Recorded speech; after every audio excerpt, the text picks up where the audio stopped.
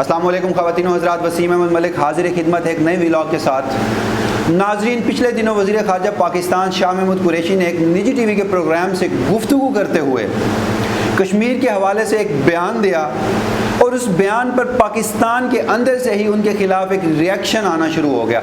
सबसे पहले मैं शाह महमूद कुरैशी के उस बयान के दो अहम नुकात आपके सामने रखता हूँ।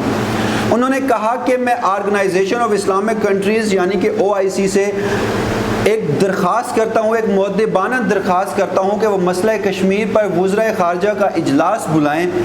अगर उन्होंने वज़ीर ख़ारजा का इजलास ना बुलाया तो मैं वज़ीर आज़म पाकिस्तान को ये दरख्वास्त करने पर मजबूर हो जाऊँगा कि वो इस्लामी ममालिक जो कश्मीर के मसले पर हमारी हिमायत करना चाहते हैं, हम उनका एक अलग से इजलास बुला लें।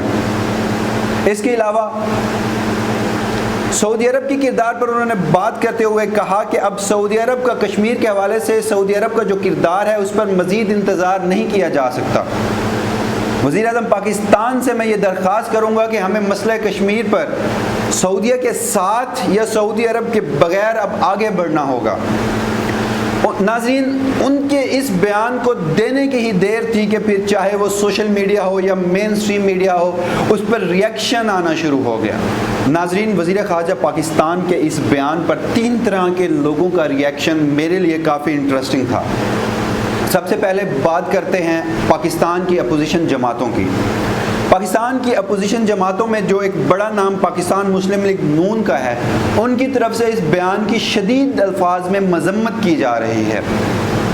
उसके अलावा पाकिस्तान मुस्लिम लीग नून के एक आला रहनुमा जो कि एहसन इकबाल हैं, उन्होंने ट्विटर का महाज संभाला और अरबी ज़ुबान का इस्तेमाल करते हुए वज़ीर ख़ारजा शाह महमूद कुरैशी के इस बयान की मज़म्मत की, इसे तनकीद का निशाना बनाया और ये कहा कि ये बयान सऊदी अरब और पाकिस्तान के दरीना ताल्लुकात में खलल डालेगा और इस वक्त मुल्क में जो हुकूमत है वो अनाड़ियों के हाथ में है और इसकी बदतरीन खारजा पॉलिसी की वजह से पाकिस्तान पूरी दुनिया में अकेला हो जाएगा। नाज़रीन, किसी भी सियासी मुफाद को बालाए ताक रखते हुए चंद लम्हों के लिए आप ये सोचिएगा कि जो भी बातें वज़ीर ख़ारजा शाह महमूद कुरैशी ने की हैं, क्या वो गलत हैं, क्या वो सच नहीं हैं? अगर वो सच हैं और हम उनको जानने के बावजूद भी सऊदी अरब को अपनी वफादारियां साबित करने पर तुले हुए हैं और अपनी ही रियासत या अपनी ही हुकूमत के ख़िलाफ़ बातें करने शुरू हो गए हैं, तो ये क्या कश्मीरियों से नाइंसाफ़ी नहीं होगी? क्या ये कश्मीरियों से मुनाफ़कत नहीं होगी?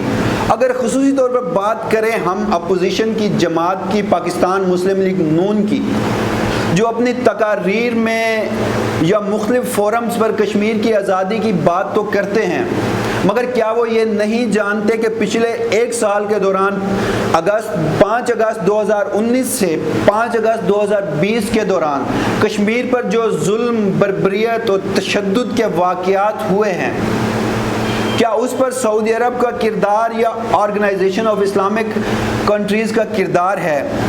क्या वो बताने के काबिल है या क्या उन्होंने कोई एक ऐसे इक़दामात किए हैं कि जो काबिल तारीफ़ हों, या पाकिस्तान जो पिछले 1 साल से मुसलसल काउंसिल ऑफ फॉरेन मिनिस्टर्स यानी वज़ीर ख़ारजा इजलास बुलाने की दरख्वास्त तो कर रहा है, क्या वो दरख्वास्त बुलाई गई?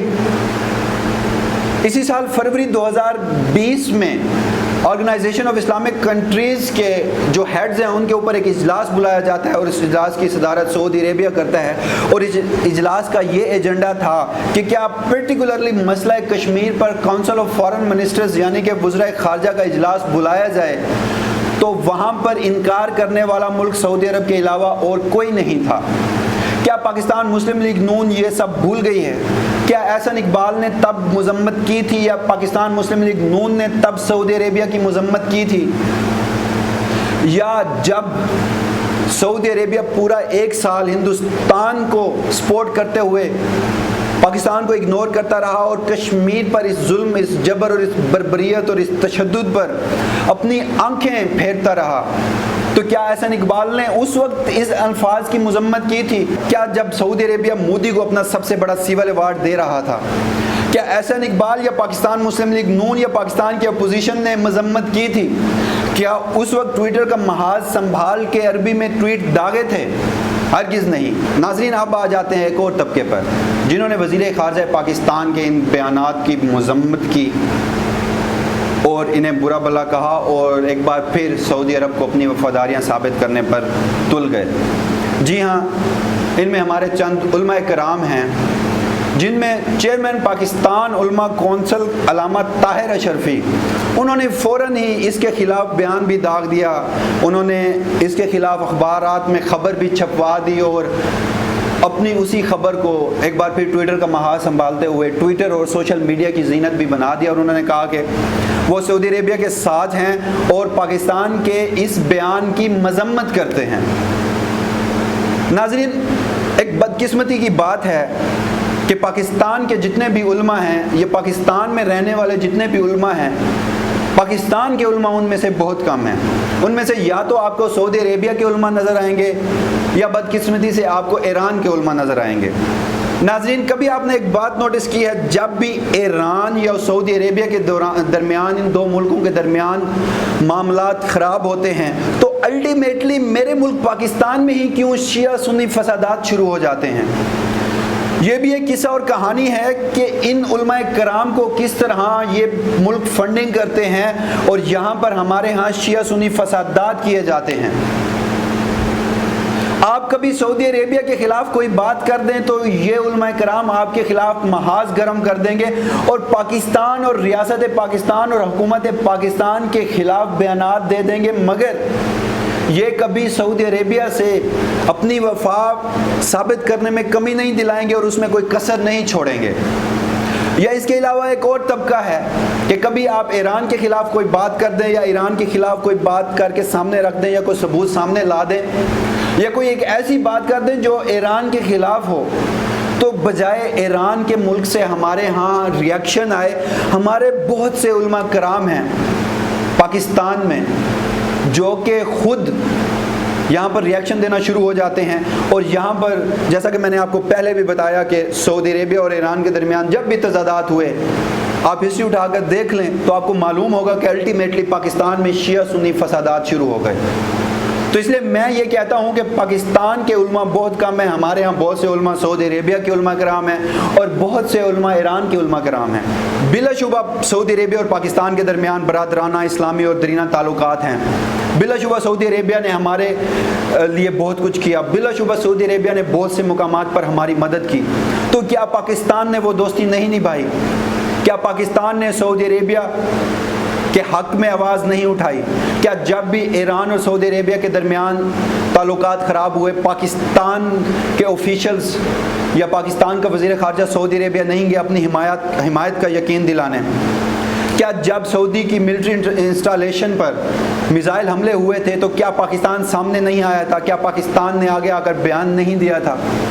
کیا پاکستان نے یہ نہیں کہا تھا کہ سعودی عربیہ کی جغرافیائی حدود اور نظریاتی حدود کی حفاظت کرنے کے لیے ہم اپنی جان کا نذرانہ بھی پیش کر دیں گے؟ ہم مسلمان ہیں، مکہ اور مدینہ پر ہماری جان قربان، مکہ اور مدینہ کی حرمت پر ہماری جان قربان۔ کیا ہم نے کبھی سعودی عربیہ کا ساتھ نہیں دیا؟ اگر انہوں نے ہمارے لیے کچھ کیا ہے تو ہم نے بھی ان کا ساتھ دیا ہے۔ کیا پاکستان نے کوالالمپور سمٹ میں سعودی عرب کے دباؤ میں آ کر یا سعودی عرب کا کہنا مان کر شرکت کرنے سے انکار نہیں کیا تھا؟ آپ کو یاد ہوگا کہ سلامتی کونسل کے اجلاس کی سائیڈ لائن پر وزیر اعظم پاکستان نے ترکی کے صدر رجب طیب اردوان سے ملاقات کی، ملائیشیا کے وزیر اعظم مہاتیر محمد سے ملاقات کی اور ایک مشترکہ مفادات کے حوالے سے ایک اجلاس منتخب کرنے کی تجویز دی جسے کوالالمپور سمٹ کا نام دیا گیا اور جس میں وزیر اعظم پاکستان نے شرکت کرنا تھی، مگر عین آخری دنوں میں یہ دورہ ملتوی ہو گیا۔ کیا ہم نے سعودی عربیہ جسے ہم اپنا دوست کہتے ہیں اس کے دوست کے کہنے پر اپنے ایک اور اسلامی ممالک کے سربراہوں کو ناراض نہیں کیا؟ کیا ہم نے اپنی دوستی نہیں نبھائی؟ کیا سعودی عربیہ کے لیے ہم نے اپنی فوج کو نہیں رکھا؟ کیا ہم نے کبھی سعودی عربیہ کی خدمت نہیں کی؟ ہم نے بھی دوستی نبھائی ہے، مگر یہاں پر ہم ہمیشہ بلیک میل ہوتے آئے ہیں سعودی عربیہ کے ہاتھوں، کیونکہ ہمارے 10 لاکھ سے زیادہ لوگ وہاں پر ملازمت کر رہے ہیں۔ مگر ایک بات یاد رکھیے گا کہ وہ اپنی محنت اور مشقت کی کمائی لے رہے ہیں، وہ سعودی عربیہ سے بھیک نہیں لے رہے۔ سعودی عربیہ ہمیں نہیں پال رہا، ریال اللہ کی ذات سے بڑا نہیں ہے، رزق دینے والی ذات اللہ تعالیٰ کی ہے۔ اگر سعودی عربیہ نے ہمارے لیے بہت کچھ کیا ہے تو ان ریٹرن ہم نے بھی سعودی عربیہ کو بہت کچھ دیا ہے۔ مگر اب یہاں پر بات آ جاتی ہے اصولوں کی، مگر اب یہاں پر بات آ جاتی ہے کشمیر کی۔ کشمیر کے لیے ہم جینے مرنے اور لڑنے کو تیار ہیں۔ تو کیا آپ نے نہیں دیکھا کہ سعودی عربیہ کے نزدیک اس وقت کون سا ملک عزیز ہے؟ کیا اسے پاکستان عزیز ہے؟ اور اس نے پاکستان کی بارہا پچھلے 1 سال کے عرصے کے دوران درخواست کرنے پر ایک وزراء خارجہ کی کونسل کا اجلاس بھی نہیں بلایا، OIC کا۔ اور کیوں روکا ہوا ہے؟ صرف ہندوستان کی وجہ سے، ہندوستان کی دوستی نبھانے کی وجہ سے۔ کیا سعودی عربیہ نے ہندوستان سے دوستی کر کے کشمیر پر ظلم و تشدد نہیں کرایا؟ کیا سعودی عربیہ نے اسرائیل سے دوستی کر کے فلسطین پر ظلم اور جبر اور تشدد نہیں کرایا؟ کیا سعودی عربیہ نے امریکہ کا پٹھو بننا پسند نہیں کیا؟ کیا سعودی عربیہ نے ہمیشہ عالم اسلام کو اکٹھا ہونے سے نہیں روکا؟ ناظرین، یہ چند وہ چپتے ہوئے سوالات ہیں میرے ان دوستوں کے لیے جو آج بھی سعودی عربیہ کو محض فرشتہ صرف انسان سمجھتے ہیں، اور اپنی ریاست اور اپنی حکومت اور ان کے جو وزیر خارجہ نے کشمیریوں کی وجہ سے جو ایک بیان دیا ہے جو کہ حقیقت پسندانہ بیان ہے، جو سچ ہے، مگر اس سچ کو جانتے ہوئے بھی ہم اپنے منہ چرائے ہوئے ہیں اور سعودی عربیہ سے اپنی وفاداری کا ثبوت دینے کے لیے آگے ہیں اور کشمیریوں سے زیادتی اور منافقت کر رہے ہیں۔ کشمیریوں کے خون سے، کشمیریوں کے جذبہ آزادی سے، جذبہ حریت سے ہم لوگ منافقت کر رہے ہیں۔ ناظرین، میں آخر میں ایک بات کہنا چاہوں گا کہ پاکستان اسلامی ممالک کی واحد سپر پاور ہے۔ پاکستان دنیا کی 7ویں بڑی سپر پاور ہے۔ پاکستان میں 22 کروڑ عوام ہے۔ پاکستان کی بہترین اور پیشہ ورانہ افواج ہیں۔ پاکستان کا بہترین جغرافیائی محل وقوع ہے۔ پاکستان کو اللہ تعالیٰ نے اس مملکت خداداد کو کس صلاحیت سے نہیں نوازا، مگر آج بھی ہمارے پاس سوائے زمین کے ٹکڑے کے علاوہ کچھ نہیں ہے۔ آج بھی ہم ذہنی طور پر ایک محکوم قوم ہیں۔ آج بھی ہماری فارن پالیسی آزادانہ نہیں ہے۔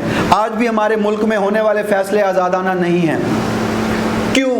کیونکہ ہم نے ہمیشہ کشکول اٹھایا ہے، ہم نے ہمیشہ بھیک مانگی ہے۔ بھیک مانگنے والوں کی اس دنیا میں کوئی عزت نہیں ہوتی۔ 90 کی دہائی تک پاکستان اسلامی ریاستوں کے گرد ایک ان کے مرکز اور محور تھا۔ تمام تر اسلامی ریاستیں پاکستان کے گرد گھومتی تھیں۔ اس کے باوجود آج یہ صورتحال ہے کہ واحد اٹامک پاور ہوتے ہوئے بھی، تمام تر وسائل ہوتے ہوئے بھی، آج ہم ایک محکوم قوم ہیں۔ ایک چھوٹا سا بیان جو کہ کشمیریوں کی امنگوں کے عین مطابق ہے، جو کہ پاکستانیوں کی امنگوں کے عین مطابق ہے، اور جو کہ بالکل سچ ہے اور جو کہ بالکل حقیقت پسندانہ ہے، اس کے خلاف باہر سے تو جو ریاکشن آتا مگر ہم پاکستانیوں نے ہی اس کے خلاف محاذ کھڑے کر دیے۔ ناظرین، آج بھی وقت ہے، ہمیں اپنا مقام خود پیدا کرنا ہوگا۔